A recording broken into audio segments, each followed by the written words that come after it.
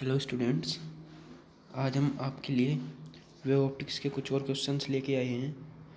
ये lecture polytechnic second semester वालों के लिए हेल्पफुल है क्योंकि इस बार आपके पेपर ऑब्जेक्टिव टाइप होने हैं, तो इसलिए हम इसके कुछ क्वेश्चंस डिस्कस करने जा रहे हैं। तो सबसे पहला क्वेश्चन है हमारा, for light diverging from a point source से जो लाइट रेज निकलती हैं उनकी वजह से जो वेव फ्रंट होगा वो कैसा होगा। ऑप्शन ए है the wave front is spherical, the intensity increase in proportional to the distance square, the wave front is parabolic, the intensity at the wave front does not depend on distance. तो जो point source की वजह से wave front बनता है वो हमारा spherical होता है। सो इसलिए इसका ऑप्शन ए करेक्ट होगा। अब हम 30 क्वेश्चन डिस्कस करते हैं। Superposition of two waves in the phase to maximum intensity is known as. जब भी दो वेव्स मीट करती है और मैक्सिमम इंटेंसिटी प्रोड्यूस करती हैं तो वो कौन सा इंटरफेरेंस होता है। डिस्ट्रक्टिव होगा, कंस्ट्रक्टिव होगा, बोथ ए एंड बी होगा, एंड नन ऑफ देम होगा। तो इसका होगा कंस्ट्रक्टिव इंटरफेरेंस, क्योंकि जब भी दो वेव्स मिलती हैं और वो मैक्सिमम इंटेंसिटी प्रोड्यूस करती हैं तो उस केस में हमारा होता है कंस्ट्रक्टिव इंटरफेरेंस।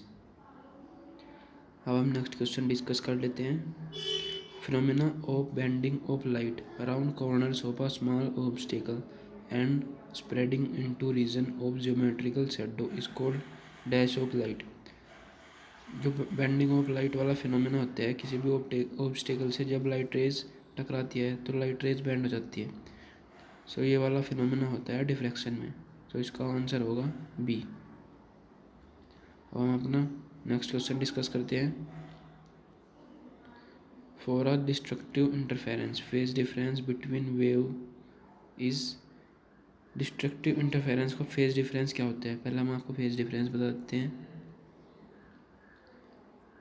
डिस्ट्रक्टिव इंटरफेरेंस का फेज डिफरेंस हो गया phi equals to 2n-1 into पाई।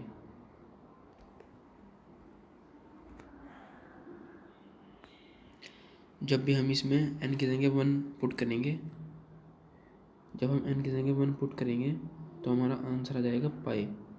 तो इसका फेज डिफरेंस हमारा ऑप्शन होगा पाई, क्योंकि फेज डिफरेंस का फॉर्मूला होता है 2n-1 इंटू पाई। जब हम n की जगह 1 पुट करेंगे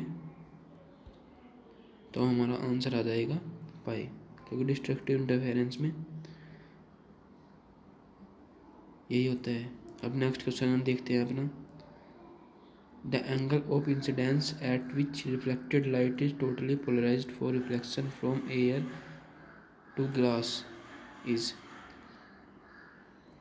अगर हम इसमें जब भी हम कोई भी इंसिडेंट एंगल होगा, अगर उस पर हमारी रिफ्लेक्टेड लाइट और रिफ्रैक्टेड लाइट दोनों परपेंडिकुलर हो जाती हैं तो उसे हम कहते हैं angle of polarisation.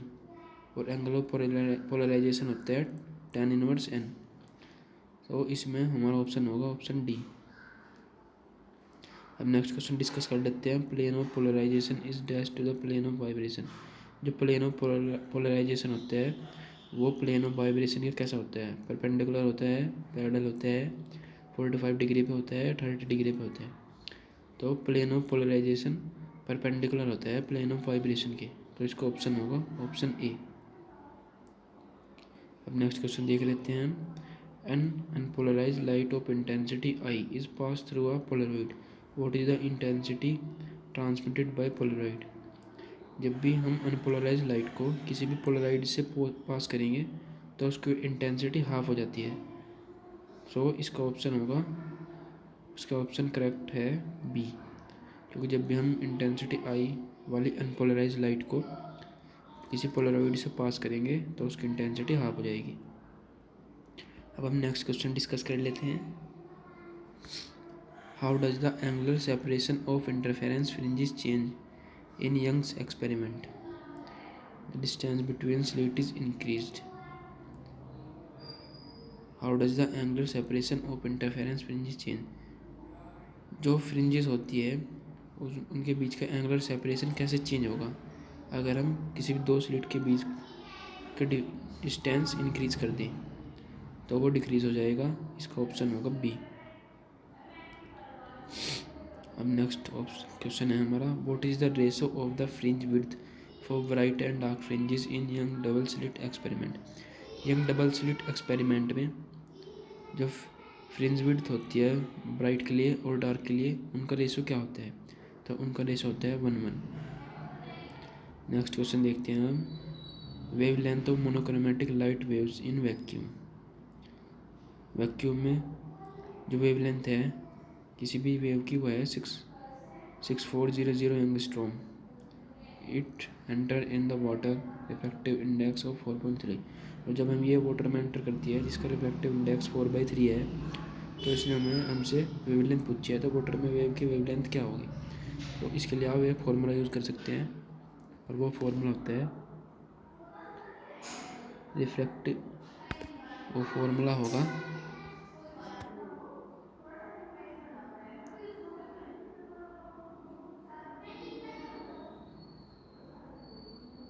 Refractive index in water with respect to air is equals to wavelength in air on wavelength in water। जब आप इस फॉर्मूले में इनकी वैल्यू रखेंगे तो आपके पास वाटर में वेव की वेवलेंथ आ जाएगी 4800 एंगस्ट्रॉम।